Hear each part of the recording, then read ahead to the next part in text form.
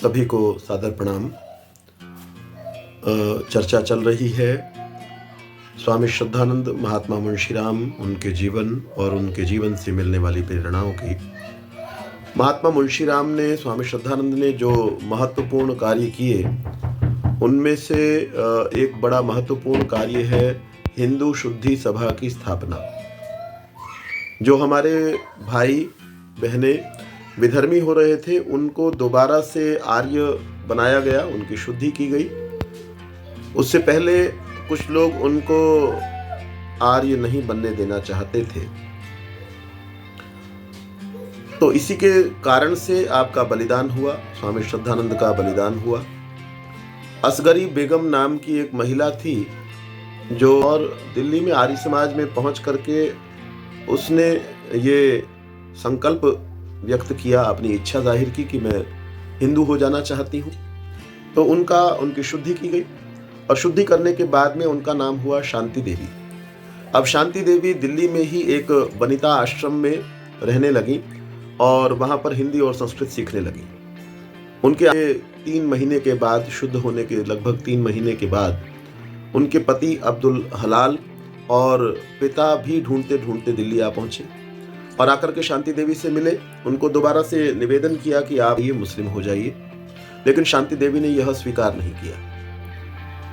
इसके कारण से पति ने, अब्दुल हलाल ने, स्वामी श्रद्धानंद के ऊपर, इंद्र विद्या वाचस्पति के ऊपर और शांति देवी के ऊपर मुकदमा दायर किया। मुकदमे में न्यायालय में सारे तथ्य देखे गए, क्योंकि शांति देवी अपनी इच्छा से परिवर्तित हुई थी। इनके पति को कुछ हाथ नहीं लगा और लगभग 6 महीने के अंदर ही सारे जो भी आरोपी थे, इतने ऊपर भी आरोप लगाया गया था, वो सारे बरी हो गए।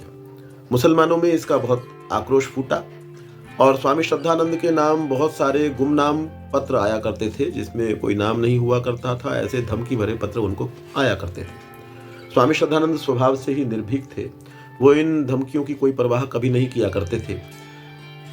वो बीमार रहने लगे और बीमार रहते हुए वो बिस्तर पर थे। लोग उनको ढांढस दे रहे थे, लेकिन उनको ये लग रहा था कि मैं शायद नहीं रहूँगा। एक दिन डॉक्टर सुखदेव उनको कहने लगे, स्वामी श्रद्धानंद को, स्वामी जी अब आप 2 दिन में ही बैठ जाएंगे और मैं आपको रोटी दे दूंगा। स्वामी जी ने कहा कि तुम ऐसे ही कहते हो, मेरे पास इंद्र को बुलाओ।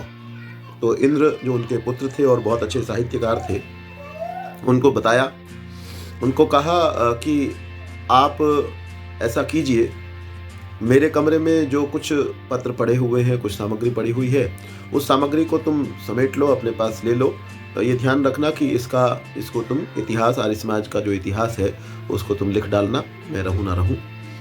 थोड़े समय के बाद में एक राजा जयराज थे, उनका तार आया और तार के जवाब में उन्होंने ये लिखवाया कि अब मेरे शरीर से ज़्यादा कुछ सेवा का कार्य नहीं हो पाएगा, मुझे ऐसा लगता है अब तो यही इच्छा है कि दोबारा जन्म लेकर के शुद्धि के कार्य को करूं।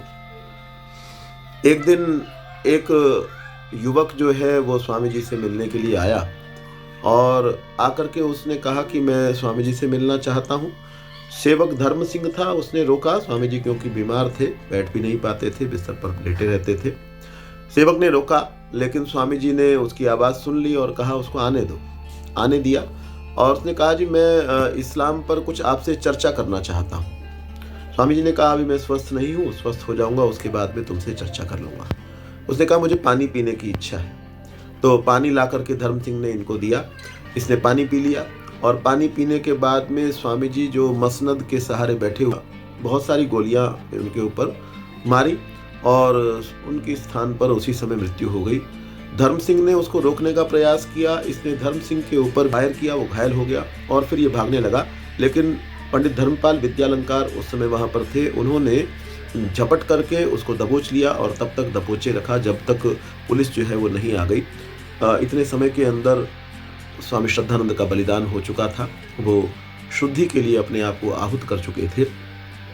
मनुष्य आते हैं जाते हैं, कोई मनुष्य यहाँ ऐसा नहीं आया जो, चाहे वो कितना ही महान हो, कितना ही निकृष्ट हो, कि बहुत बड़े से बड़ा आतंकवादी हो, बड़े से बड़ा महात्मा हो, उन सब ने आना और जाना है, निश्चित ही जाना है। कोई मारेगा तो जाना है, कोई बीमारी का बहाना हो जाएगा तो जाना है, कोई पहाड़ से गिर करके चला जाएगा, कोई पानी में डूब करके चला जाएगा, किसी न किसी भी तरीके से मनुष्य ने जाना ही है। लेकिन जब इतने महान व्यक्ति चले जाते हैं, तो हम मेरा और आपका ये दायित्व बनता है कि जो कार्य वो छोड़ कर के चले गए, जो कार्य वो चाहते थे, जो मरते हुए भी कह रहे हैं कि मुझे दोबारा से आकर के इस कार्य को पूरा करना है, तो वो आएँगे या नहीं आएँगे ये ईश्वरीय व्यवस्था के अधीन है।